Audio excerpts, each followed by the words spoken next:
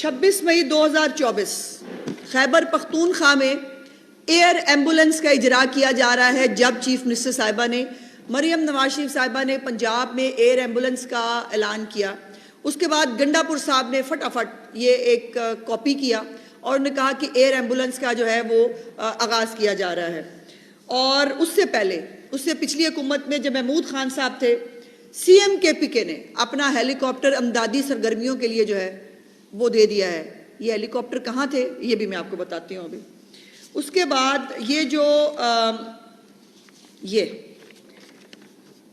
वज़ीर आला अली मोइन गंडापुर की हदायत के मुताबिक अब एयर एम्बुलेंस इंसानी फलाह बहबूद के लिए इस्तेमाल होगी। एहतशाम अली मशीद जो है वो, और उन्होंने कहा कि उसका टेस्ट रन भी ले लिया है। ले जी, मशीर वज़ीर सेहत ने टेस्ट रन भी ले लिया था, लेकिन ये 2 घंटे ये एयर एम्बुलेंस जो है ये लोगों को रेस्क्यू करने के लिए नहीं पहुंच सकी।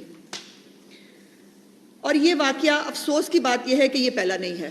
इस सूबे में 12 साल से जो है वो एक ही पार्टी की हुकूमत है।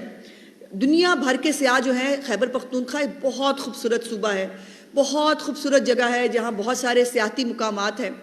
और 2018 की इलेक्शन कैंपेन में भी एक महात्मा ने वादा किया था कि मैं सड़कें बनाऊंगा। वैसे तो जब पंजाब में सड़कें बनती थी तो वो उससे कौमें तरक्की नहीं करती, लेकिन उन्होंने कहा था कि वो जो है वो सड़कें बनाऊंगा और यहाँ पर हम टूरिज्म को फ़रोग देंगे। अभी भी मैंने कल रात को भी जो है वो चेक किया, कागान नारान एक मेन स्पॉट है, बहुत बहुत रश होता है वहाँ पर जो आलम है इस वक्त कसम पुरसी का, और हर साल होता है कि वहाँ पर जो है वो लाइनें लगी होती हैं, कोई ट्रैफिक का इंतज़ाम नहीं है, कोई लोगों को रेस्क्यू करने वाला नहीं है। देखिए, वाक़यात होते हैं, हो जाते हैं, लेकिन सवाल ये होता है कि हुकूमतें उससे क्या सीखती हैं।